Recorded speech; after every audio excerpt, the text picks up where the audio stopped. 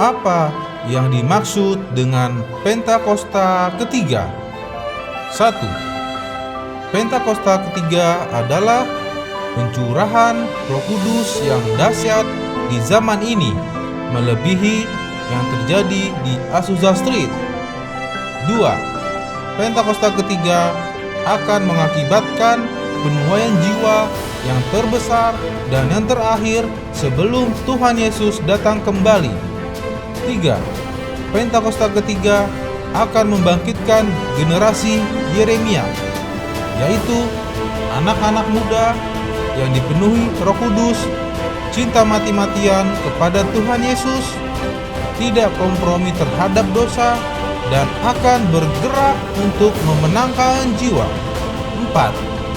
Pentakosta ketiga lahir di Indonesia dan akan bergerak ke bangsa-bangsa.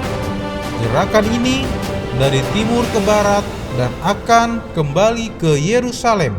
Dan kelima, Pentakosta ketiga akan memberikan kuasa untuk menyelesaikan amanat agung, dan setelah itu Tuhan Yesus datang kembali.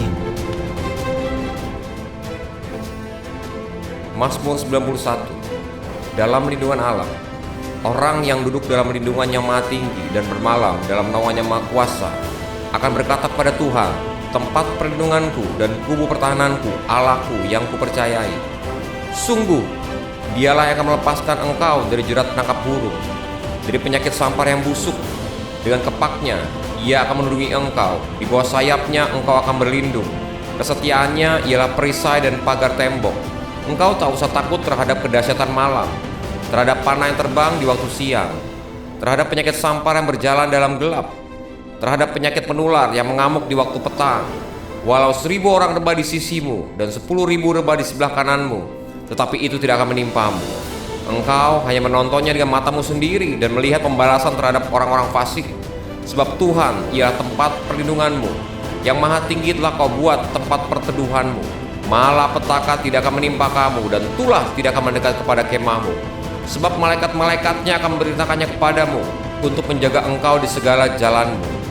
Mereka akan menatang engkau di atas tangannya, supaya kakimu jangan terantuk pada batu. Singa dan ular tedung akan kau langkahi, engkau akan menginjak anak singa dan ular naga. Sungguh hatinya melekat kepadaku, maka aku akan meluputkannya. Aku akan membentenginya, sebab ia mengenal namaku. Bila ia berseru kepadaku, aku akan menjawab. Aku akan menyertai dia dalam kesesakan. Aku akan meluputkannya dan memuliakannya. Dengan panjang umur akan kukenyangkan dia, dan akan kuperlihatkan kepadanya keselamatan daripadaku.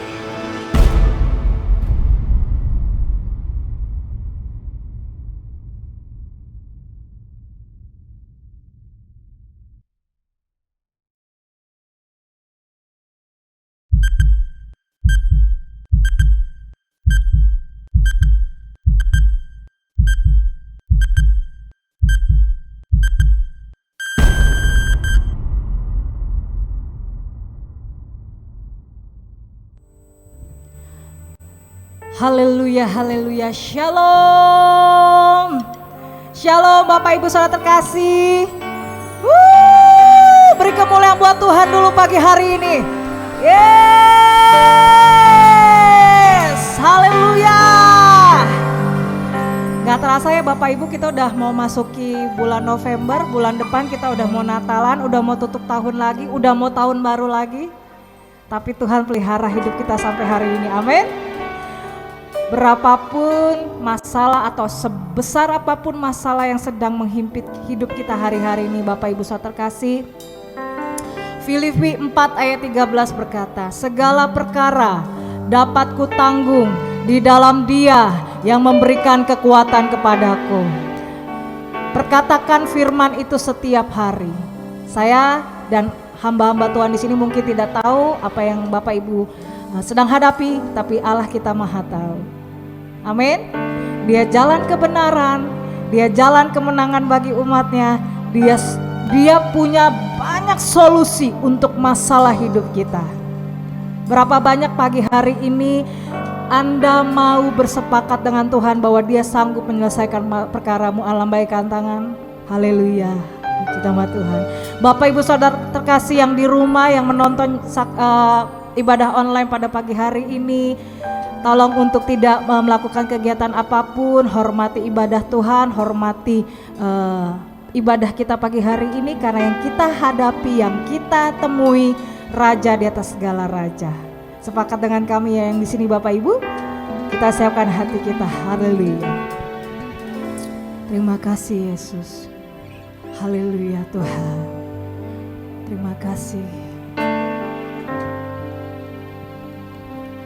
Engkaulah jalan kebenaran, janjimu murni bagai emas perak, perisai perlindungan, keselamatanku.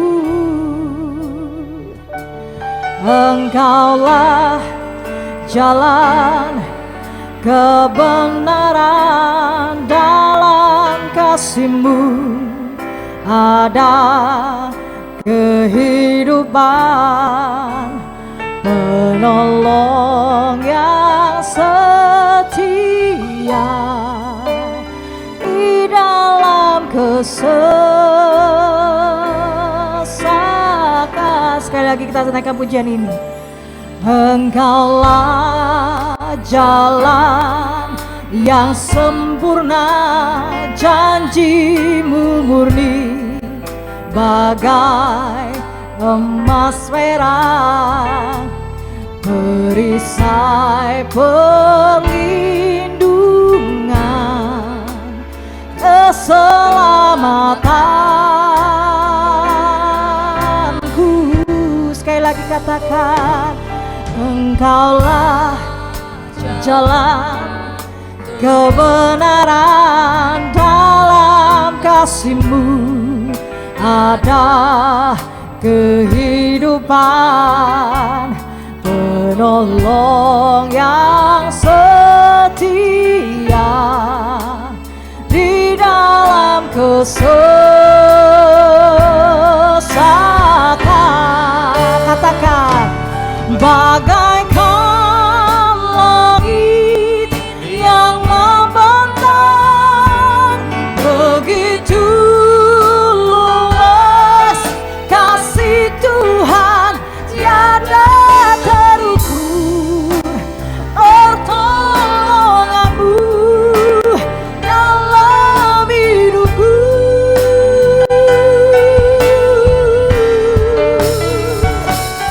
Bagaikan dalamnya samudra, begitu dalam kasih Tuhan, tiada terhitung kesetiaan-Mu dalam hidupku. Saya rindu umat Tuhan saja naikkan pujian ini dari awal. Katakan, Engkaulah, puji Tuhan, Engkau jalan yang sempurna dalam kehidupan kami ya Allah. Janji-Mu gak perlu diragukan Tuhan. Sekalipun kami belum lihat masalah atas jawaban atas masalah kami, Engkau perisai kami. Amin. Sekali lagi, Engkaulah jalan, oh kasih-Mu kehidupan, penolong di dalam kesesakan-Mu Bapak Ibu Saudara.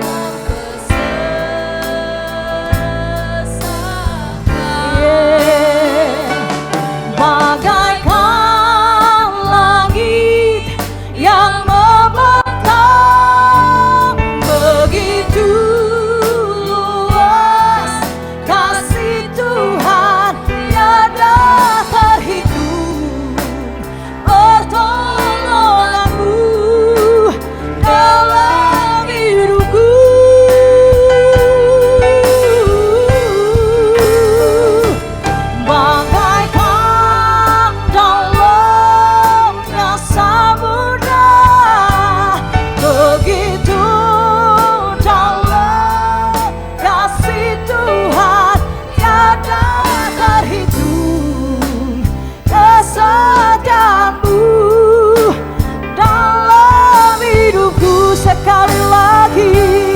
Sambil angkat tangan kita katakan, bagaikan langit yang membentang,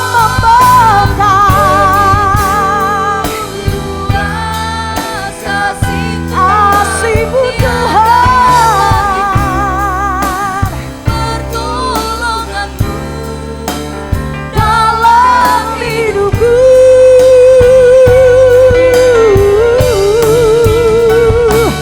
Bagaikan dalamnya samudra, begitu dalam kasih Tuhan tiada terhitung kesetiaan-Mu dalam.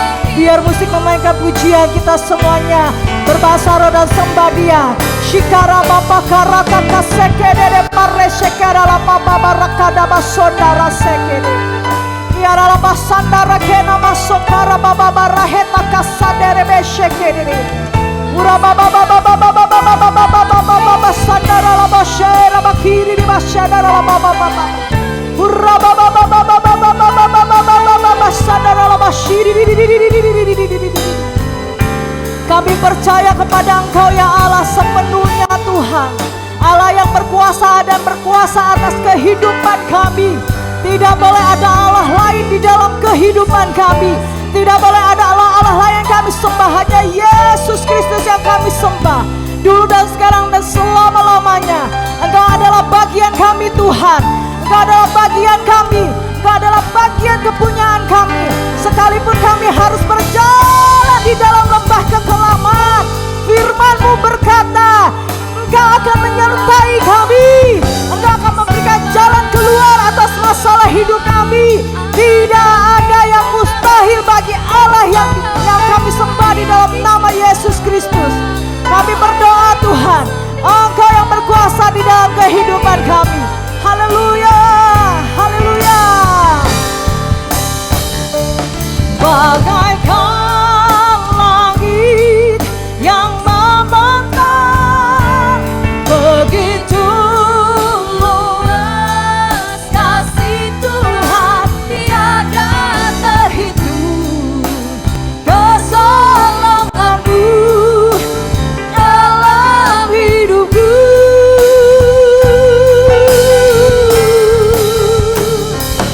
Bagaikan dalamnya samudra, begitu dalam kasih Tuhan tiada terhitung kesetiaan-Mu dalam hidupku. Tiada terhitung, tiada terhitung kesetiaan-Mu dalam hidupku. Tiada terhitung, tiada terhitung kesetiaan-Mu dalam hidupku. Sembah, sembah Dia. Katakan terima kasih Tuhan, terima kasih, terima kasih, terima kasih buat pertolongan-Mu. Terima kasih Tuhan,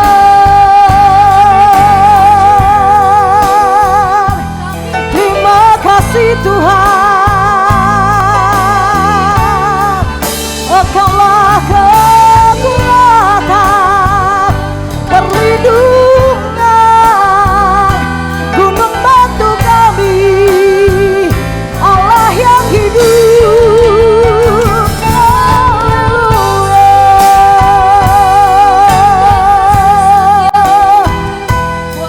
Kami memuji-Mu, meninggikan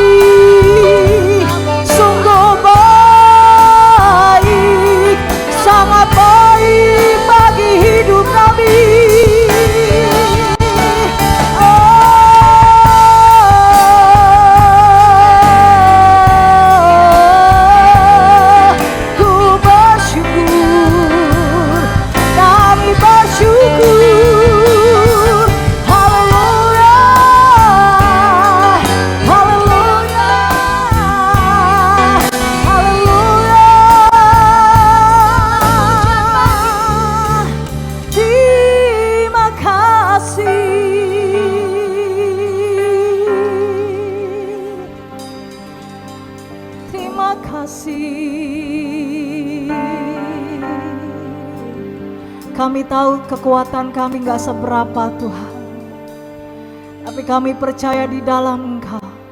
Kami temukan kekuatan kami kembali. Kami temukan kekuatan kami Tuhan. Kami temukan kasih-Mu. Kami temukan Tuhan pengampunan daripada Engkau. Kami temukan harapan di dalam Engkau. Sekalipun di depan kami Tuhan, kami gak tahu kami harus berbuat apa. Tapi kami mau percaya firman-Mu. Karena firman-Mu teruji berabad-abad lamanya. Sampai hari ini terbukti firman-Mu berkuasa atas kehidupan kami Tuhan. Yesus yang kami sembah adalah Allah yang besar. Terima kasih Yesus, terima kasih. Terima kasih kami memuji Engkau. Kami meninggikan nama-Mu Tuhan. Terima kasih Tuhan. Katakan sekali lagi. Bagaikan langit yang membentang, begitu luas kasih Tuhan tiada terhitung. Pertolongan-Mu dalam hidupku.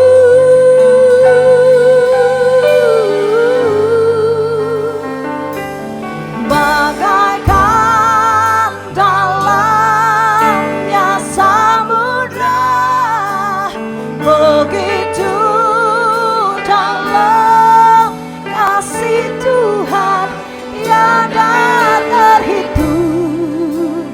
Kesetiaan-Mu dalam hidupku tiada terhitung.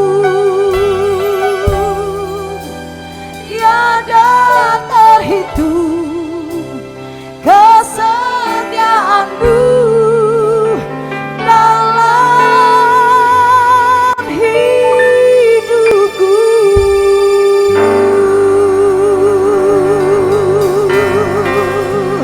Haleluya, haleluya, haleluya, haleluya. Kami punya Allah yang besar. Yang percaya katakan. Yang percaya katakan. Bapak Ibu percaya bahwa Allah kita itu lebih dahsyat daripada yang kita pikirkan. Bapak Ibu harus mengalami bahwa Dia lebih besar, Dia lebih dahsyat dari yang kita pikirkan. Saya undang kita semua bangkit berdiri. Kita boleh berfellowship di tempat masing-masing sambil lambaikan tangan, katakan Tuhan Allah kita dahsyat ke kanan kiri, dan semuanya katakan kepada kanan kirimu, Tuhan Allah kita dahsyat, Tuhan Allah kita dahsyat. Yeay!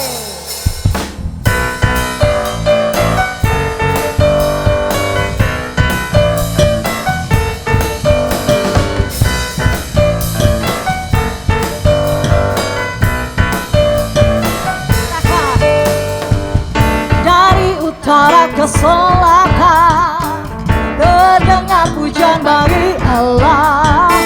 Dari barat sampai ke timur nama Yesus disanjung tinggi. Dari pulau-pulau, lembah-lembah, gunung-gunung yang tinggi, kemuliaan-Nya disaksikan, kebesaran-Nya diceritakan. Yesus, Yesus, nama Yesus, nama Yesus disanjung tinggi. Dari pulau-pulau, lembah-lembah, gunung-gunung yang tinggi, semuanya katakan Allahku dahsyat berkuasa, seluruh bumi sujud menyembah, tinggikan nama-Mu. Allahku dahsyat berkuasa, seluruh bumi sujud menyembah, tinggikan nama-Mu.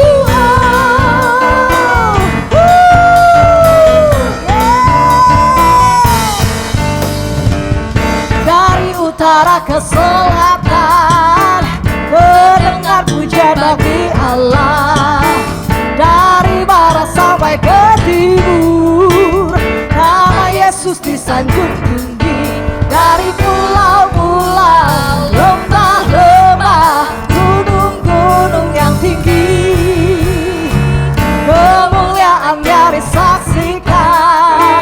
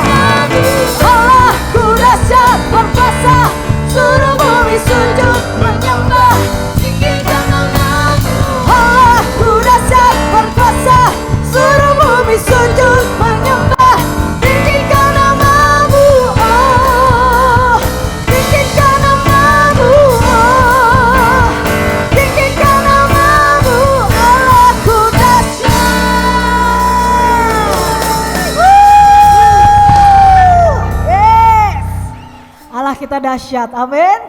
Puji nama Tuhan. Silakan duduk Bapak Ibu saudara terkasih. Sebentar kita akan menyaksikan video VOP. Kita simak dengan seksama. Saya persilahkan.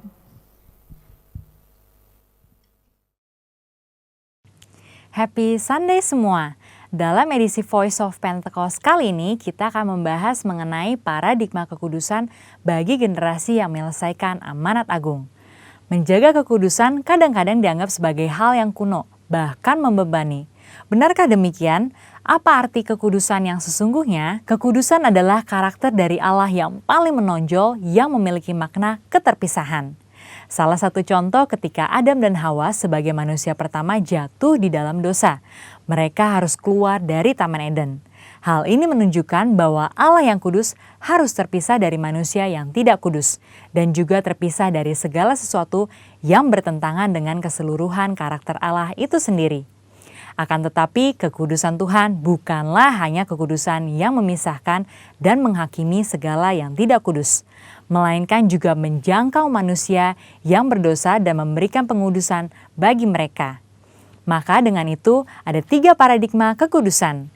Yang pertama, kekudusan itu indah dan didambakan. Kita dapat melihat bahwa seluruh ciptaannya sungguh sangat baik, dan kata baik juga mencangkup segala pengertian seperti keindahan dan kedambaan. Dalam Mazmur 96 ayat 9 dikatakan, sujudlah menyembah kepada Tuhan dengan berhiaskan kekudusan. Kata berhiaskan kekudusan menunjukkan bahwa kekudusan adalah hal yang mulia dan indah di hadapan Allah. Kita sebagai manusia baru di dalam Kristus sudah seharusnya memandang semua hal yang berasal dari Tuhan adalah hal-hal yang kudus, hal yang baik, indah, menyenangkan, dan didambakan. Pola pikir bahwa hal-hal yang tidak kudus membawa kenikmatan seharusnya kita tanggalkan.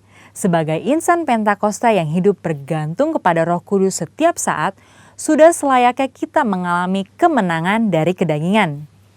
Yang kedua, kekudusan itu menular dan menyebar. Paradigma yang baru tentang kekudusan juga dinyatakan dalam kehidupan dan pelayanan Yesus. Dalam pelayanannya, Yesus sering digambarkan berada bersama dengan orang-orang yang najis menurut Taurat. Dalam Lukas 5 ayat 12-14 dikisahkan bagaimana Yesus berjumpa dengan seorang yang penuh kusta. Orang tersebut meminta kepada Yesus untuk menahirkannya, yang kemudian diresponi oleh Yesus dengan menjamahnya dan berkata, "Jadilah engkau tahir." Dan Alkitab mencatat bahwa orang tersebut menjadi tahir. Ketika Yesus menjamah orang yang sakit kusta yang najis menurut Taurat, Yesus tidaklah menjadi najis. Namun sebaliknya, kekudusan Yesus terimpartasi kepada orang yang sakit kusta itu dan mentahirkannya. Hal ini selayaknya memberikan paradigma baru dalam kita memandang kekudusan, yaitu kekudusan itu menular dan menyebar. Yang ketiga, kekudusan menjangkau banyak orang. Dengan pengurapan Roh Kudus, maka sudah seharusnya kita menjangkau orang lain dan menularkan kekudusan tersebut. Kekudusan bukan lagi hanya sekedar yang penting saya sendiri yang kudus. Dalam Imamat 19 ayat 2, pertama-tama Tuhan berkata, "Kuduslah kamu sebab aku Tuhan Allahmu kudus." Setelah itu mulai dari ayat 3 dan seterusnya, Tuhan memberikan serangkaian perintah kepada umat Israel untuk melakukan perintah seperti menghormati ayah dan ibu ataupun bertindak jujur. Hal-hal yang diminta Tuhan ini menunjukkan bahwa kekudusan bukan berdampak hanya untuk diri sendiri, tetapi juga berdampak secara horizontal, yaitu kekudusan menjangkau banyak orang. Terkait hal ini, gereja kita yang ada di Bandung memiliki kisah yang unik dalam perjalanan sejarahnya. Pada waktu itu tahun 1992, tidak ada lagi gedung pertemuan umum yang bersedia untuk menyewakan tempatnya secara permanen. Namun tiba-tiba ada satu tempat yang bersedia menyewakan tempatnya untuk ibadah dan dikontrak untuk waktu yang cukup lama. Tempat tersebut adalah Gedung Paramount yang adalah sebuah nightclub. Pada saat itu gembala sidang kita dihadapkan dengan keputusan yang sulit. Beliau pun teringat bahwa pada waktu sebelumnya dalam KKR di Batam, hal serupa juga terjadi. Pada waktu itu tidak ada tempat untuk melaksanakan KKR kecuali sebuah tempat karaoke. Akhirnya KKR tetap dilaksanakan di tempat karaoke tersebut disertai lawatan Tuhan yang luar biasa. Karena hadirat Tuhan tidak dibatasi oleh tempat atau apapun juga. Pada akhirnya gembala sidang kita menyetujui penggunaan Gedung Paramount untuk menjadi tempat ibadah minggu. Meskipun tempatnya aneh menurut manusia, tetapi hadirat Tuhan memenuhi tiap ruangan ibadah dan lawatannya pun terjadi setiap minggu. Banyak orang bertobat dan jiwa-jiwa bertambah hari demi hari. Wow! Kesimpulannya, Tuhan sedang memanggil kita untuk hidup dalam kekudusan guna menyelesaikan amanat agung. Dalam Wahyu 22 ayat 11 dikatakan, barang siapa yang berbuat jahat, biarlah ia terus berbuat jahat. Barang siapa yang kudus, biarlah ia terus menguduskan dirinya. Mari kita terus mengerjakan dan menjalani kehidupan kita, bergerak dan menularkan kekudusan kemanapun kita pergi untuk menuai banyak jiwa. Tuhan Yesus memberkati.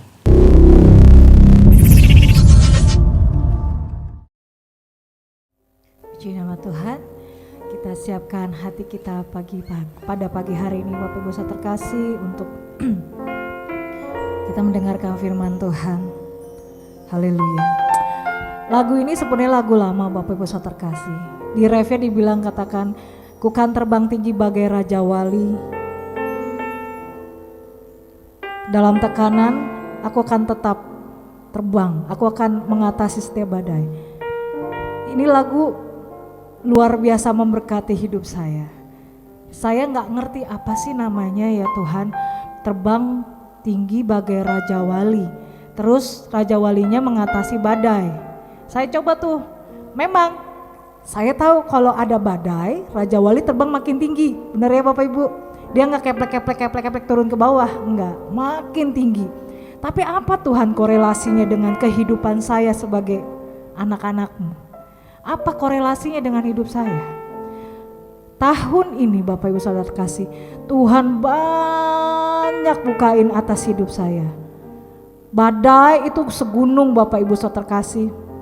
Masalah enggak kita cari, dia datang sendiri. Semuanya tiba-tiba bertubi-tubi datang kepada saya.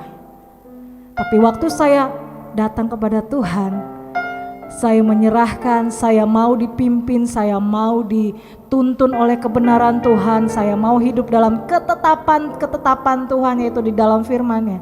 Itu benar loh lagu ini digenapi. Aku terbang tinggi di atas masalah-masalah yang bertubi-tubi itu. Ngelihat masalah, ya udahlah, biarin aja, Tuhan tahu.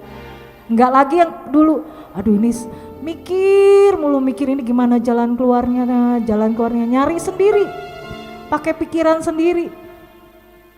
Memang Tuhan kasih kita pikiran untuk kita mencari solusi, betul. Tapi ada hal-hal di mana kita nggak bisa nyari lagi jalan keluar.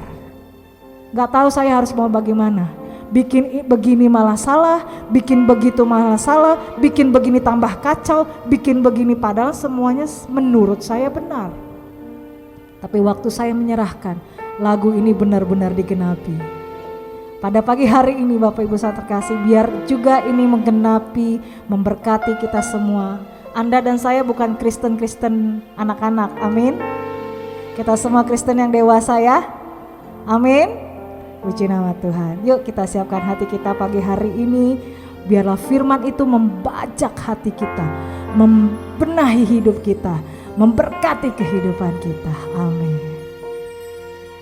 Hanya kepadanya ku kan berlari di saat ku bimbang dalam hidupku. Yang ku percaya dalam hadiratnya ada kekuatan yang baru. Katakan walaupun melangkah dalam tekanan, badai pencobaan, kita bisa tersenyum di atas badai kita, amin. Yang aku percaya dalam hadiratnya ada kekuatan yang baru. Sekali lagi katakan, hanya kepadanya. Jangan lari kemana-mana Bapak Ibu, bawa sama Tuhan semua beban hidupmu. Jangan lari ke teman, jangan lari ke keluarga, jangan lari ke yang lain-lain. Tuhan jawaban hidupmu. Amin.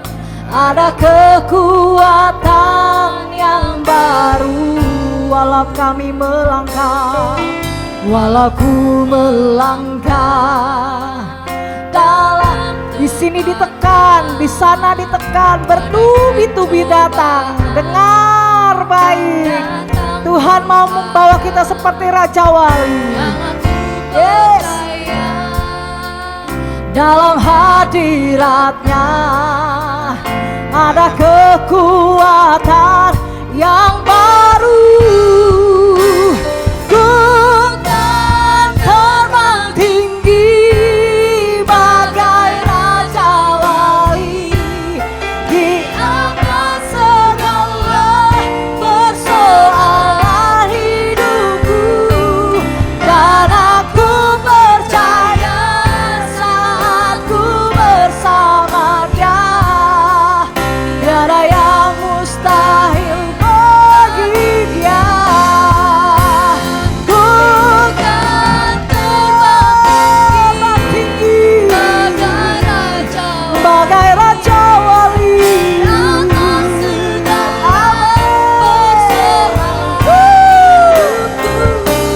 Yang aku percaya saat ku bersama Dia, tiada yang. Saya undang kita semua bangkit berdiri.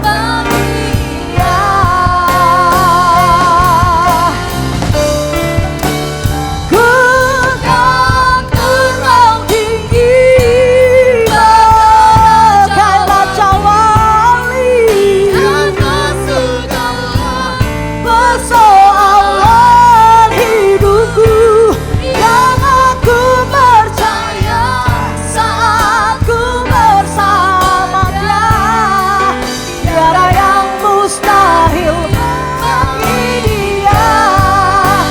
Ku kan, saya persilakan pada hambanya, bagai Raja Wali di atas segala persoalan hidupku, yang aku percaya saat ku bersama Dia, tiada yang mustahil bagi Dia. Kan terbang tinggi bagai Raja Wali di atas segala persoalan hidupku, yang aku percaya saat ku bersama Dia, tiada yang mustahil bagi Dia. Ku kan terbang tinggi bagai Raja Wali di atas segala persoalan hidupku, dan aku percaya saat ku bersama Dia, tiada yang mustahil bagi Dia. Tiada yang mustahil, tiada yang mustahil bagi Dia. Tiada yang mustahil bagi Dia.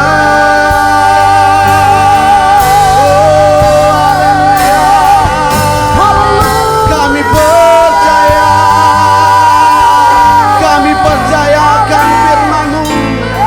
Kami percaya akan janji-Mu Tuhan.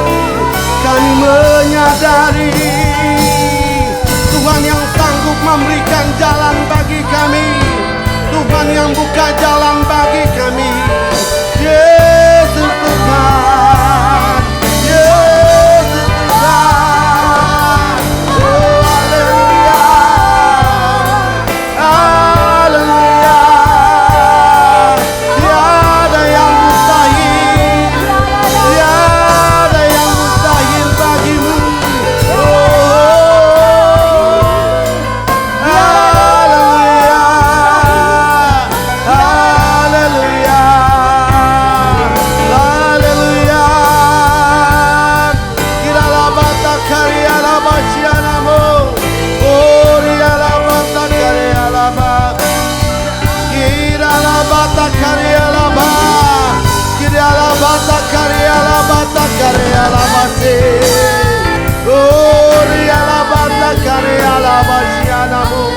Haleluya. Haleluya. Kuriala bata kariala basi kariala bu. Haleluya. Yesus Engkau Allah kami. Terima kasih Tuhan. Terima kasih Tuhan. Haleluya, haleluya, haleluya, haleluya, haleluya, haleluya. Kuriala bata kariala baba. Kurala bata kariala baba. Terima kasih Tuhan. Terima kasih Tuhan kalau kami ada di penghujung tahun 2021. Terima kasih Tuhan. Haleluya Tuhan Yesus. Haleluya, haleluya. Haleluya Tuhan. Kuriala.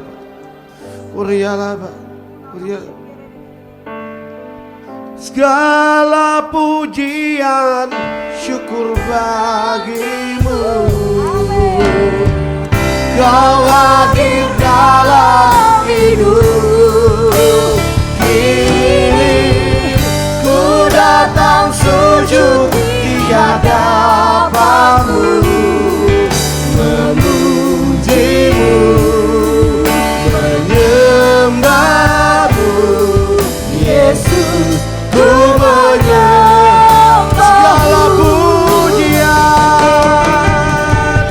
Segala pujian, syukur bagimu. Kau hadir dalam hidup.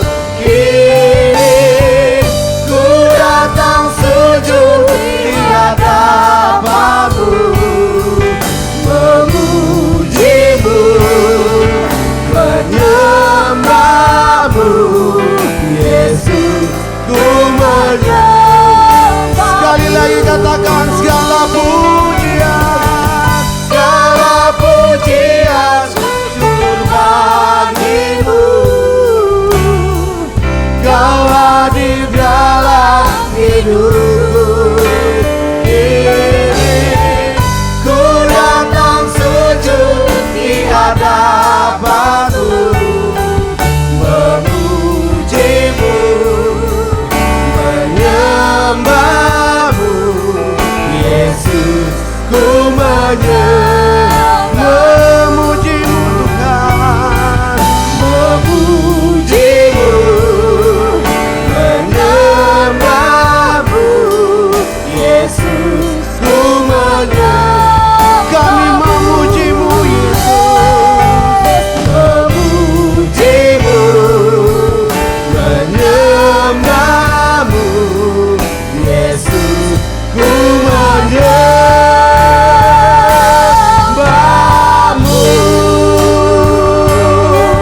Haleluya. Kami terus memujimu, kami menyembahmu Tuhan. Yes. Allah yang mulia, Allah yang luar biasa. Haleluya. Haleluya. Katakan haleluya. Haleluya, haleluya, haleluya, haleluya.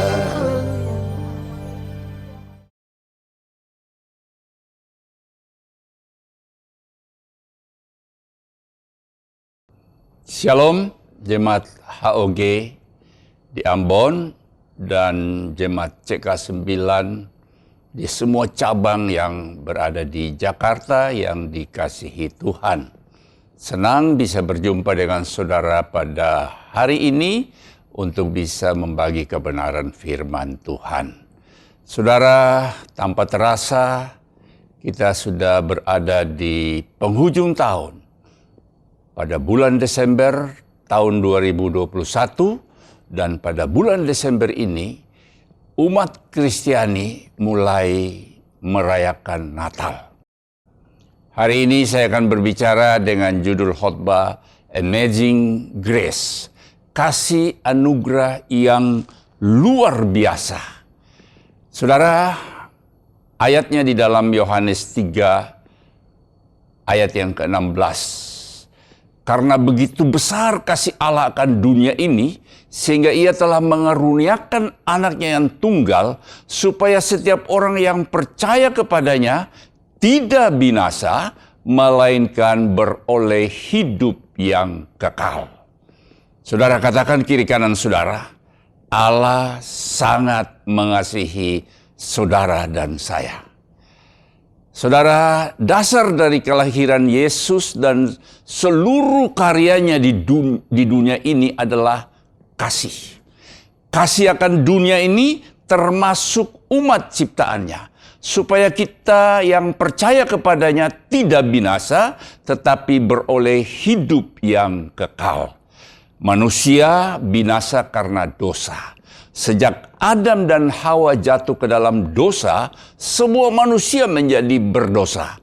Alkitab berkata, upah dosa adalah maut, binasa, mati dalam kekekalan. Yesus datang supaya bagi orang yang percaya kepadanya tidak binasa, tapi beroleh hidup yang kekal.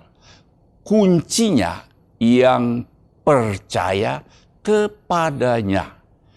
Percaya artinya, Roma 10 ayat yang 9 berkata begini, sebab jika kamu mengaku dengan mulutmu bahwa Yesus adalah Tuhan dan percaya dalam hatimu bahwa Allah telah membangkitkan dia dari antara orang mati, maka kamu akan diselamatkan. Percaya dia menebus kita dari dosa dan menyelamatkan kita oleh darahnya dan menyembuhkan kita oleh bilur-bilurnya. Yohanes 1 ayat yang ke-12. Tetapi semua orang yang menerimanya diberinya kuasa supaya menjadi anak-anak Allah, yaitu mereka yang percaya dalam namanya. Selain kita diselamatkan, kita juga diberi kuasa. Katakan kiri kanan saudara, saudara adalah anak-anak Allah yang berkuasa. Pertanyaannya, apa lanjutnya setelah kita diselamatkan, diberi kuasa? Filipi 2 ayat yang ke-12.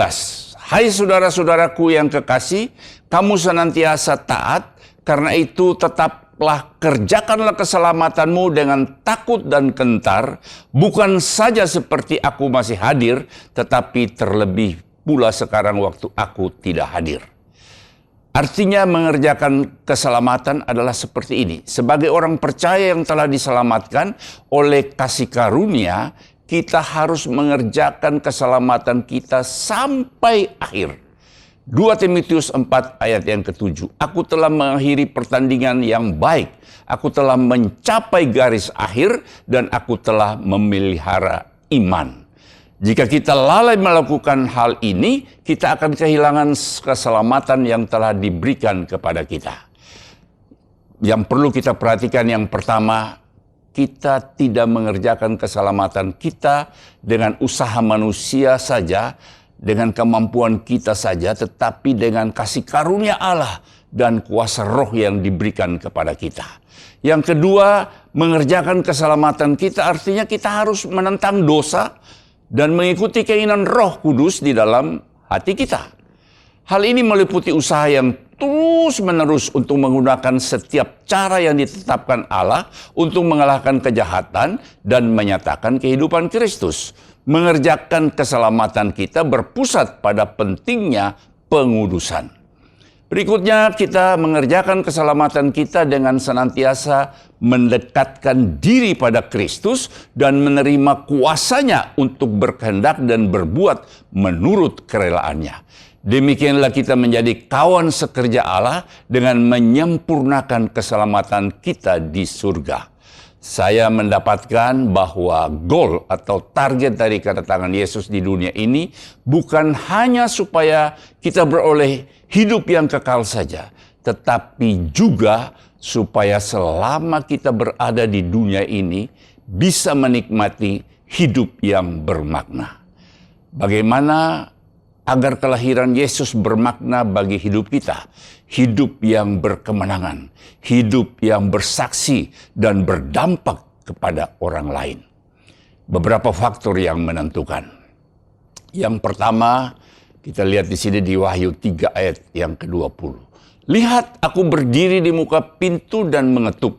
Jikalau ada orang yang mendengar suaraku dan membukakan pintu, aku akan masuk mendapatkannya dan aku akan makan bersama-sama dengan dia dan dia bersama-sama dengan aku.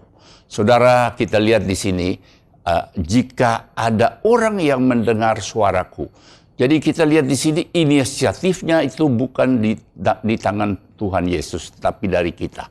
Yesus telah mati, setelah menebus kita dengan darahnya. Sekarang tinggal kita mau nggak membuka hati, mendengar suaranya dan membuka pintu kita, pintu hati kita. Dia akan mendapatkan kita dan dia akan makan bersama-sama kita. Artinya satu tingkat fellowship yang luar biasa. Yang berikutnya Yohanes 15 ayat yang ke-7. Jikalau kamu tinggal di dalam aku dan firmanku tinggal di dalam kamu, mintalah apa saja yang kamu kehendaki dan kamu akan menerimanya. Saudara, ayat-ayat tersebut berbicara tentang relation, tentang hubungan. Saudara, Yesus datang bukan hanya menebus dan menyelamatkan kita, tetapi memulihkan hubungan yang terputus sejak Adam dan Hawa jatuh di dalam dosa. Yesus bukan mati supaya kita punya religion, punya agama, tapi dia mati supaya kita punya relation, punya hubungan. Kenapa Allah menghendaki adanya pemulihan hubungan kita dengan dia? Yang pertama, Allah sangat menikmati hubungan dengan umat ciptaannya. Seperti waktu dia bergaul dengan Adam dan Hawa di Taman Eden sebelum mereka jatuh ke dalam dosa. Saudara, yang kedua, hubungan terputus terjadi, maka terjadi tragedi manusia yang terbesar, yaitu roh kita akan mati. Yang ketiga, hubungan membuat kita mendapatkan kekuatan baru. Karena Alkitab berkata orang yang menanti-nantikan Tuhan, ia akan mendapatkan kekuatan baru dan dia akan terbang bagaikan burung Raja Wali dengan kekuatan sayapnya. Dia berlari tidak menjadi lelah, berjalan tidak menjadi lesu. Dan yang berikutnya, dia memberitahu jalan-jalan kehidupan. Dikatakan di hadapannya ada sukacita berlimpah-limpah dan di tangan kanannya ada nikmat senantiasa. Hubungan juga membuat kita beroleh damai sejahtera. Yohanes 14 ayat yang ke-27. Damai sejahtera kutinggalkan bagimu, damai sejahtera kuberikan kepadamu, dan apa yang kuberikan tidak seperti yang diberikan oleh dunia kepadamu. Janganlah gelisah dan gentar hatimu. Hubungan itu juga membuat kita menjadi serupa dengan Yesus. Amsal 13 ayat yang ke-20 dikatakan, siapa bergaul dengan orang bijak menjadi bijak. Tetapi siapa yang berteman dengan orang bebal menjadi malang. Kalau kita bergaul dengan Yesus, maka kita akan menyerupai dia. Selanjutnya juga hubungan itu akan membuat kita berusaha hidup kudus. Karena Allah adalah kudus, membatasi kita untuk berbuat dosa karena bisa meratakan hubungan kita dengan dia. Dan hubungan juga ada jaminan kita bersama-sama dengan dia di surga nanti karena dia mengenal kita. Saudara, kata pengenalan itu lahir dari suatu hubungan. Bagaimana membangun relation dengan Tuhan? Kita tahu melalui doa, pujian, penyembahan, dan renungkan firman Tuhan, serta melayani dia. Aplikasinya dalam hidup kita adalah kita adakan saat teduh setiap pagi. Kita baca firman, kita saat teduh, sorak-sorai memuji dia, doa syukur pada malam hari, doa setiap saat. Anda akan mendapatkan lebih banyak dalam 1 jam bersama Tuhan daripada dalam satu kehidupan tanpa dia. Alkitab berkata, carilah dulu kerajaan Allah dan kebenarannya, maka semuanya akan ditambahkan kepadamu. Sebaiknya kita setiap pagi memandang wajah Tuhan sebelum kita memandang wajah orang lain. Yang kedua, perspektif, sudut pandang, pola pikir kita. Jika kita berkata Allah beserta kita, maka hidup kita harus berbeda dengan orang dunia. Namun kenyataannya banyak anak Tuhan yang hidup sebagai orang yang kalah, orang yang ditawan, ditindas seperti orang buta. Padahal di dalam Lukas 4 ayat ke-19, kedatangan Yesus atau kelahiran Yesus itu nubuatan di dalam perjanjian lama. Dikatakan bahwa kelahiran Yesus itu untuk memberitakan pembebasan kepada orang-orang tawanan dan penglihatan bagi orang-orang buta, untuk membebaskan orang-orang yang tertindas, untuk memberitakan tahun rahmat telah datang. Yesus datang dan melalui kematian dan kebangkitannya menjadikan kita lebih dari pemenang. Roma 8 ayat ke-37, tetapi dalam semuanya itu kita lebih daripada orang-orang yang menang oleh Dia yang telah mengasihi kita. Kenapa? Karena perspektif, pola pikir yang salah terhadap kehidupan yang tidak diselaraskan dengan firman Tuhan. Filipi 4 ayat yang ke-8. Jadi akhirnya saudara-saudara, semua yang benar, semua yang mulia, semua yang adil, semua yang suci, semua yang manis, semua yang sedap didengar, semua yang disebut kebajikan dan patut dipuji, pikirkanlah semuanya itu. Pikirkanlah. Itu mempunyai pengertian bahwa itu merupakan tanggung jawab saudara dan saya untuk mengatur apa yang harus kita pikirkan. Saudara, perlu kita ketahui bahwa pikiran itu adalah medan peperangan. Menangkan perang dalam pikiran, maka saudara akan menang dan mengalami pembebasan. Yohanes 10 ayat yang ke-10. Pencuri datang hanya untuk mencuri dan membunuh dan membinasakan. Tapi aku, kata Yesus, datang supaya mereka mempunyai hidup dan mempunyainya di dalam segala kelimpahan. Target utama iblis adalah pikiran kita. Jikalau dia kuasai pikiran kita, maka dia akan kuasai seluruh kehidupan kita. Untuk hidup berkemenangan, kita harus latih pikiran kita untuk selalu berpikir selaras dengan firman Tuhan. Yohanes 10 ayat 10b dikatakan, Yesus berkata, aku datang supaya mereka mempunyai hidup dan mempunyainya di dalam segala kelimpahan. Kita harus pahami bahwa bagian dari kelimpahan yang Tuhan tawarkan kepada orang-orang yang menjadi miliknya adalah kuasa rohnya untuk mengatasi apa yang orang lain tidak dapat atasi. Kabar baiknya bahwa sebagai orang Kristen, bahkan jika saudara mengalami suatu masalah, saudara memiliki seorang penyelesai masalah yang tinggal di dalam diri saudara yang siap untuk menolong setiap waktu. Katakan kiri kanan saudara, saudara punya sang penyelesai masalah. Saudara, hidup kekristenan bukan hidup bebas masalah. Masalah, persoalan, tantangan boleh ada. Tetapi Yesus Kristus yang kita sembah jauh lebih besar dari setiap persoalan dan tantangan kita. Kuasanya tidak berubah dulu, sekarang, sampai selama-lamanya. Alkitab berkata bahwa jika Allah di pihak kita, siapakah lawan kita? Orang Ambon bilang, seng ada lawan. Bersama Tuhan kita melakukan perkara-perkara yang gagah perkasa karena Dia yang telah menginjak para lawan kita.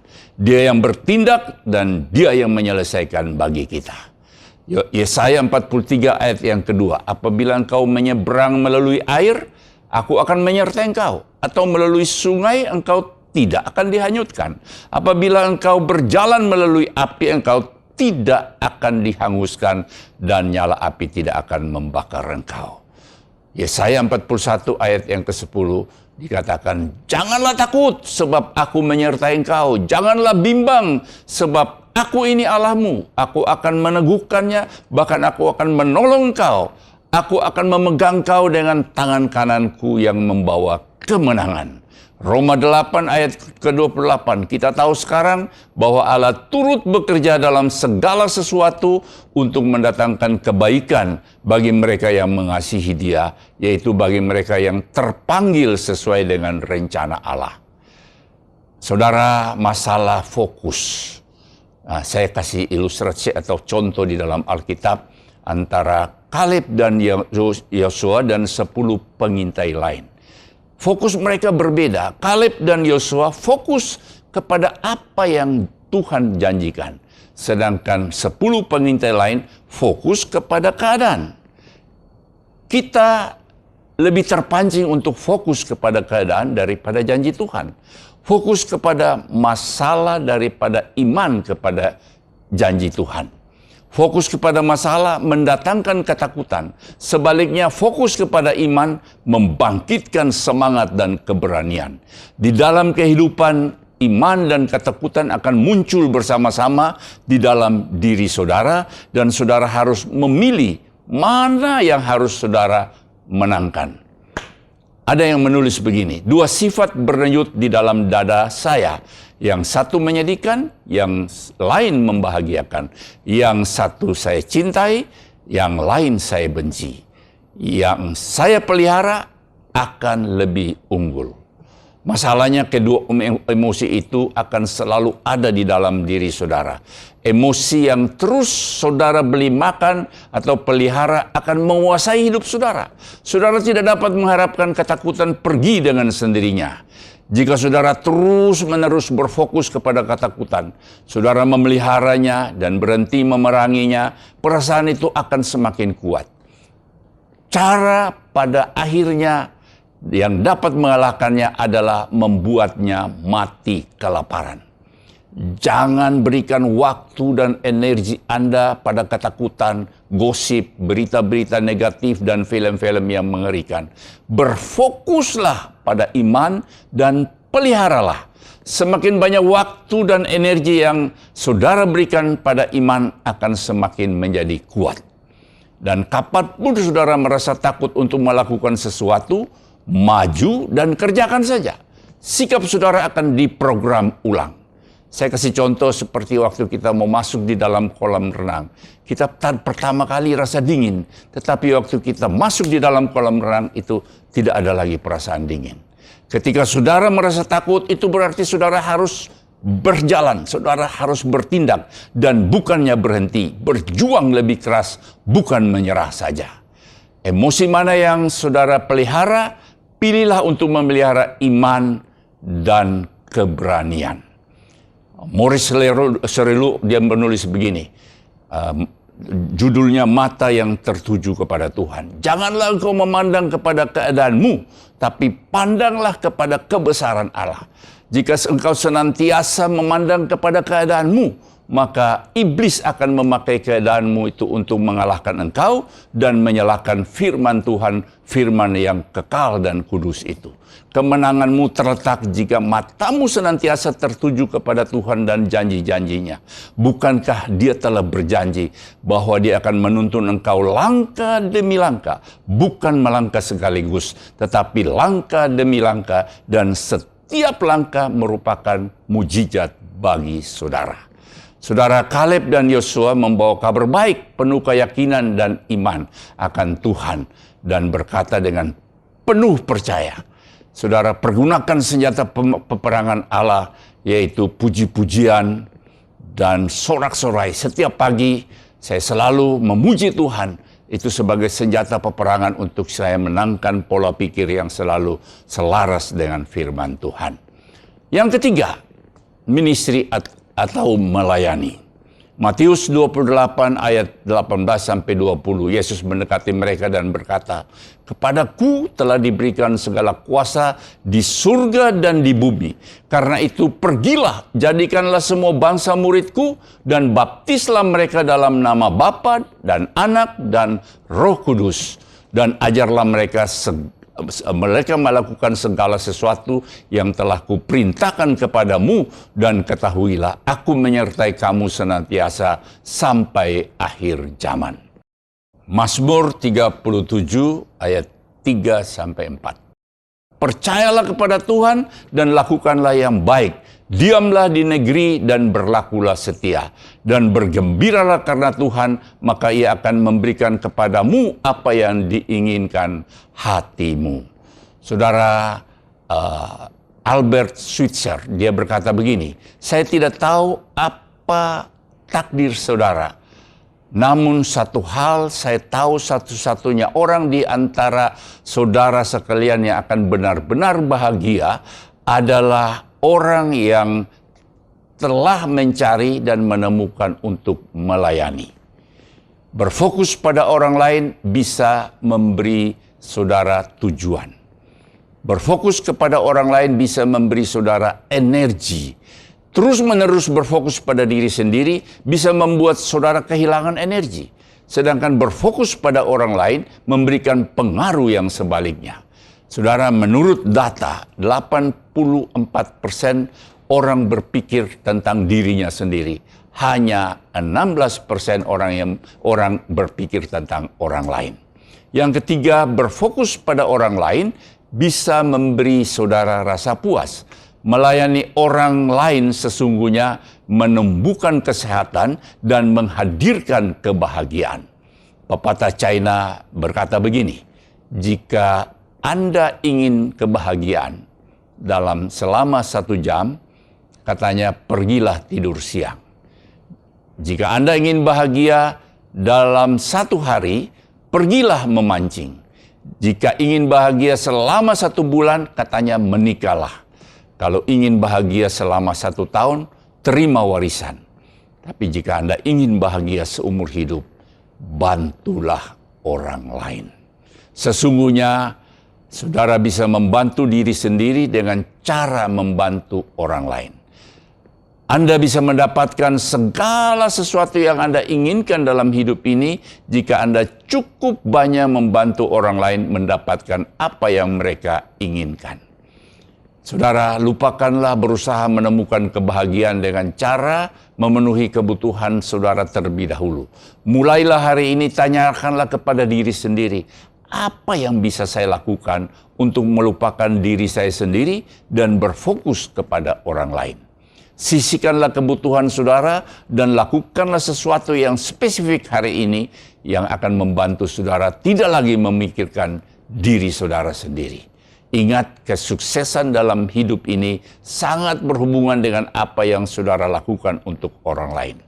Nah, saudara, kita perlu install kembali, programkan kembali cara berpikir kita seperti install komputer. Cara yang salah yang cukup lama, kita harus ganti dengan cara yang diselaraskan dengan firman Tuhan. Saudara, kita harus selanjutnya, saat ini kita harus menantikan kedatangan Yesus pada kali yang kedua dengan hidup berjaga-jaga. Tuhan Yesus memberkati kita. Sebelum saya berdoa, kita naikkan satu pujian. Besar anugerahmu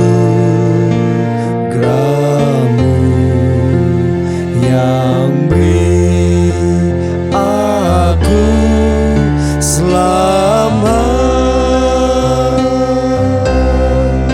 Sesat aku dulu kala, kini dibimbingnya.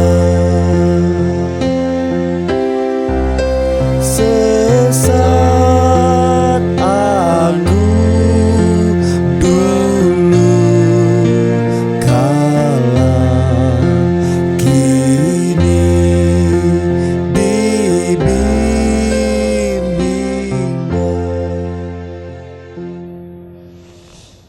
Kita masuk dalam doa. Terima kasih Tuhan, Kau Allah yang baik, Allah yang luar biasa bagi kami. Kau lahir di muka bumi ini karena begitu besar kasih Allah akan kami semua Tuhan. Terima kasih untuk kasih anugerah yang luar biasa Tuhan, yang membuat kami Tuhan yang tadinya harus binasa, tapi oleh karena kasih dan anugerah Tuhan, kami Tuhan diselamatkan dan beroleh hidup yang kekal. Kami mau Tuhan mengaplikasikan firman Tuhan yang telah kami dengar hari ini Tuhan. Kami mau membangun relation, membangun hubungan yang intim dengan Engkau, mengutamakan Engkau di dalam kehidupan kami. Kami akan mencari Engkau Tuhan terlebih dahulu daripada hal-hal yang lain Tuhan. Taruh hati yang rindu, hati yang haus Tuhan akan Engkau Tuhan dalam hidup kami. Mengutamakan Engkau lebih daripada hal yang lain Tuhan. Terima kasih Tuhan. Kami juga berdoa Tuhan untuk Engkau taruh Tuhan, buat kami untuk selalu kami fokus kepada janji-Mu, fokus kepada kebenaran firman-Mu Tuhan, bukan fokus kepada keadaan. Kami mau Tuhan menghadapi apapun Tuhan, kami mau selaraskan pikiran kami untuk Tuhan apa kata firman, bukan melihat keadaan yang kami hadapi Tuhan. Kami mau remind kembali Tuhan pola pikir kami, mindset kami, untuk kami selaraskan dengan kebenaran firman Tuhan. Terima kasih juga Tuhan Engkau telah mengajar kami hari ini untuk kami tidak hidup mementingkan diri kami sendiri, tapi kami mau hidup yang bermakna, hidup yang melayani, hidup yang membawa dampak kepada orang lain. Bapa, taruh hati itu kepada kami Tuhan, untuk kami lewat peringatan Natal ini, di dalam bulan Desember ini, hidup kami diperbaharui, untuk kami lebih mengasihi Engkau, lebih lagi menghargai pengorbanan-Mu bagi kami Tuhan. Kami mau mengejar keselamatan itu Tuhan, supaya kami boleh beroleh apa yang telah Engkau sediakan bagi kami. Terima kasih Tuhan, Engkau berkati semua jemaat, siapapun yang mendengar kebenaran firman ini, untuk mereka terus Tuhan menikmati kasih anugerah yang luar biasa yang telah Engkau sediakan bagi kami. Terima kasih Bapa, terpuji nama-Mu Bapa, di dalam nama Yesus kami berdoa dan mengucap syukur. Haleluya. Amin. Saudara, kita akan masuk dalam perjamuan kudus. Perjamuan kudus ini adalah perjamuan Tuhan sendiri yang dilakukan untuk mengingat semua kebaikan-kebaikan Tuhan serta pengorbanannya di kayu salib. Saudara, saya mengajak kita untuk merenungkan semua kebaikan yang Tuhan telah kerjakan bagi kita. Oh, terima kasih Tuhan, terima kasih. Terima kasih.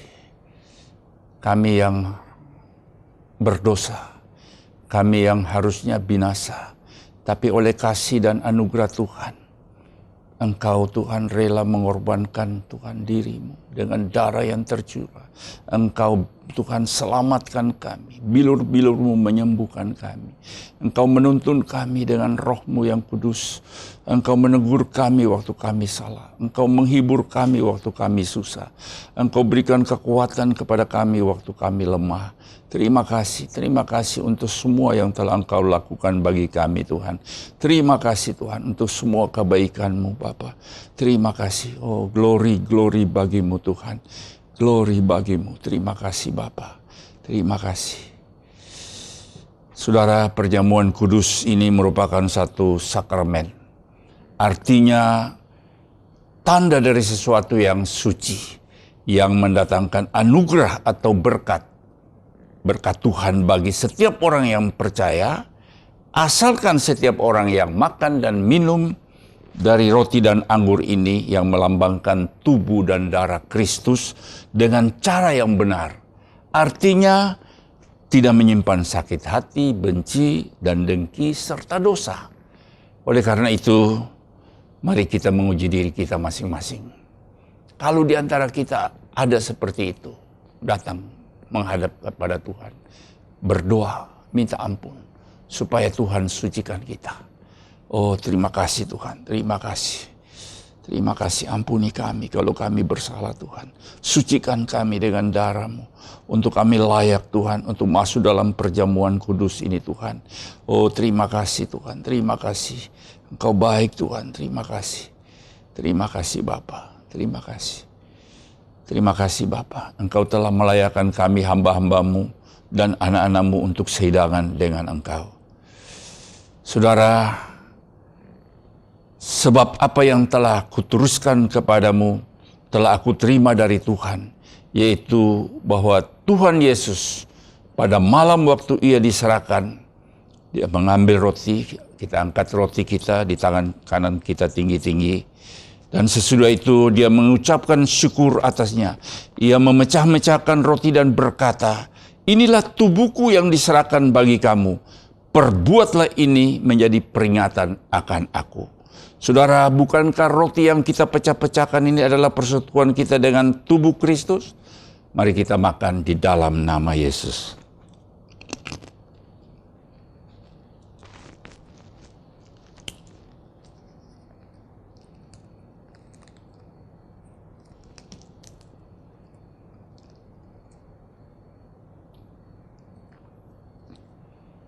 Angkat cawan anggur tinggi-tinggi. Demikian juga yang mengambil cawan sesudah makan. Lalu ia berkata, cawan ini adalah perjanjian baru yang dimeteraikan oleh darahku. Perbuatlah ini setiap kali kamu meminumnya dan menjadi peringatan akan aku. Bukankah cawan pengucapan syukur yang atasnya kita ucapkan syukur adalah persekutuan kita dengan darah Kristus? Mari minum di dalam nama Yesus.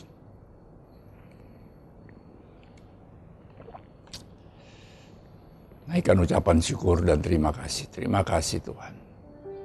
Terima kasih Tuhan. Terima kasih. Kau baik Tuhan. Oh glory, glory Tuhan. Kau baik. Kau baik. Terima kasih. Terima kasih untuk pengorbanan. Terima kasih untuk darah. Terima kasih untuk kasih-Mu Tuhan. Terima kasih. Terima kasih. Terima kasih Bapa. Saudara, angkat kedua tangan saudara dan buka hati saudara. Terimalah berkat Allah. Kasih karunia, damai sejahtera, sukacita, berkat berkelimpahan dari Allah Bapa di dalam anaknya Yesus Kristus dan persekutuan yang manis dengan Roh Kudus menyertai saudara mulai hari ini sampai selama-lamanya. Semua yang percaya diberkati katakan, amin.